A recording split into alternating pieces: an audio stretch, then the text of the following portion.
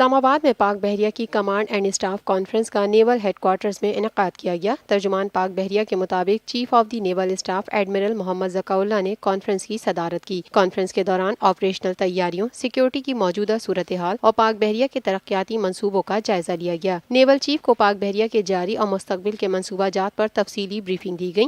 Conference میں سی pack سے منسلک سمندری امور اور گوادر پورٹ کے دفاع کے حوالے سے ترجیحات پر بھی تبادلہ خیال کیا گیا۔ Chief of the naval staff admiral Muhammad Zaka Ullah نے کہا، بدلتے ہوئے سیکیورٹی حالات اور پیچیدگیوں کے تناظر میں پاک بحریہ بحر ہند میں امن اور استحکام کے فروغ کے لیے اپنا کردار ادا کرتی رہے گی۔ تمام کمانڈرز جنگی تیاریوں کے اعلیٰ معیار کو برقرار رکھیں۔ یہ ہے TNN TV، دیکھتے رہیے تازہ ترین خبریں اور ایکسکلوزیو رپورٹس۔